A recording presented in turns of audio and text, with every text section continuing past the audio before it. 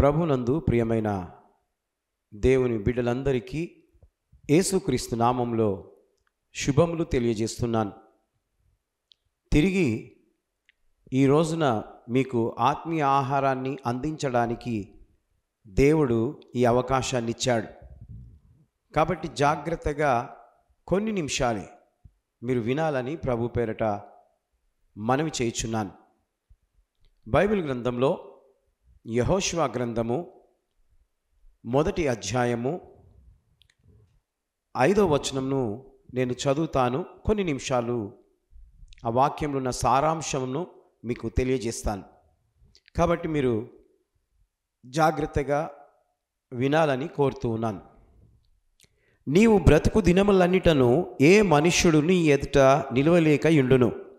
నేను మోషేకు తోడయుండునట్లు నీకును తోడయుందును. ప్రియమైనటువంటి దేవుని బిడ్డలారా, ఇక్కడ యెహోషువతో దేవుడు సెలవిస్తూ ఉన్నాడు.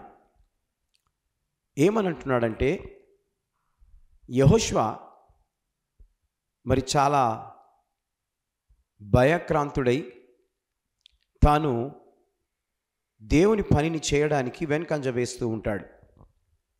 అప్పుడు దేవుడు యెహోషువతో మాట్లాడుతున్నాడు.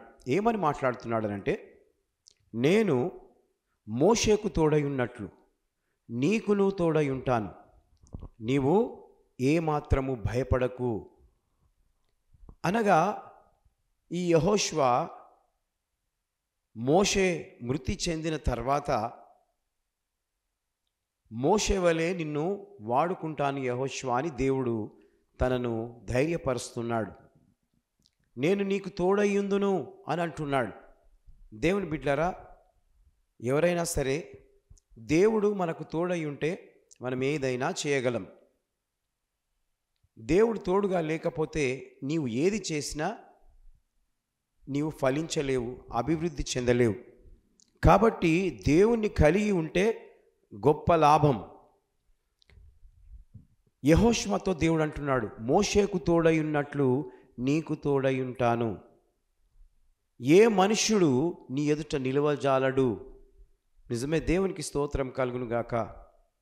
ఈ రోజున నీవు కూడా దేవుని పని చేయడానికి వెనక ముందు అవుతున్నావేమో. అలనాడు మోషేకు తోడై ఉన్న దేవుడు యెహోషువకు తోడై ఉన్నాడు. యెహోషువకు తోడై ఉన్న దేవుడు ఇప్పుడు నీకు కూడా తోడై ఉంటాడు. ఆయన కూడా ఏమని మాట్లాడుతున్నాడనంటే, నిన్ను విడువను, నిన్ను ఎడబాయను, నిబ్బరము కలిగి ధైర్యంగా నుండుము. వారికిచ్చదనని నేను వారి పితరులతో ప్రమాణము చేసిన ఈ దేశమును నిశ్చయంగా నీవు ఈ ప్రజల స్వాధీనము చేసెదవు. చూడండి, దేవుడు ప్రజలకు ఒక స్థలాన్ని ఇస్తా అన్నాడు. అది ఏంటి అనంటే, పాలు తేనెలు ప్రవహించు దేశం. ఆ దేశానికి ప్రజలందరినీ నీవు నడిపించు యెహోషువ అని అంటాడు. ప్రభునందు ప్రియమైన వారలారా, యెహోషువ దేవుడు చెప్పినట్లుగా లోబడ్డాడు. మొదట భయపడ్డాడు, తర్వాత లోబడ్డాడు. ఎందుకంటే దేవుడు నిబ్బరము కలిగి ధైర్యంగా ఉండుమని అంటున్నాడు. కాబట్టి ఆ ధైర్యము దేవుడిస్తూ ఉన్నాడు కనుక తను మరి దేవుడు ఏదైతే యెహోషువకు చూపించాడో ప్రజలను నీవు ఆ ప్రాంతానికి నడిపించు అని అంటాడు. అదే ప్రకారము దేవునికి లోబడి తను మరి ప్రజలను నడిపిస్తున్నాడు. ఎక్కడికండి? కానాను అనగా పాలు తేనెలు ప్రవహించు దేశంలోనికి మరి యెహోషువ ప్రజలను నడిపిస్తూ ఉన్నాడు. అయితే ఇక్కడ ఒక మాట నేను చదువుతాను, మీరు ఇలా కోరుతున్నాను. 8వ వచనంలో, ఈ ధర్మశాస్త్ర గ్రంథమును నీవు బోధింపక తప్పిపోకూడదు. ఈ ప్రజలకు దేవుని యొక్క వాక్యంను బోధించకుండా నువ్వు మర్చిపోవద్దు యెహోషువ అని దేవుడు ఆజ్ఞాపిస్తున్నాడు. ఆయన ఆజ్ఞ ప్రకారము మరి దేవుని మాటలను ప్రజలందరికీ తెలియజేస్తూ వారిని నడిపిస్తూ ఉన్నాడు.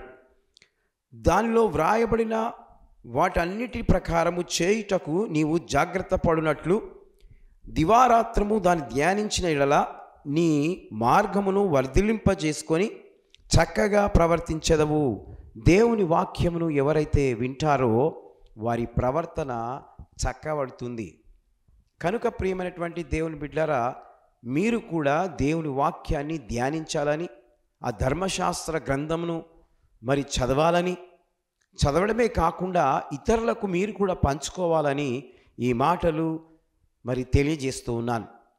దేవుడిస్తున్న వాగ్దానము, ఈ రోజున మీరు అనేకులకు సువార్తను ప్రకటించండి. వాక్యం మీరు చదవండి, వాక్యంలో ఉన్న సారాంశమును ఇతరులకు చెప్పాలని కోరుతూ ఉన్నాను. అలనాడు దేవుడు యెహోషువకి ఇచ్చాడు, అదే ప్రకారము దేవుడు ఈ రోజున మరి మీకు ఇస్తూ ఉన్నాడు. కాబట్టి మరి యెహోషువకు తోడయున్న దేవుడు మీకు కూడా తోడుగా ఉండాలని ఈ మాటలు చెప్తూ మరి ముగిస్తున్నాను. దేవుడి మాటలను దీవించి ఆశీర్వదించునుగాక. May God bless you.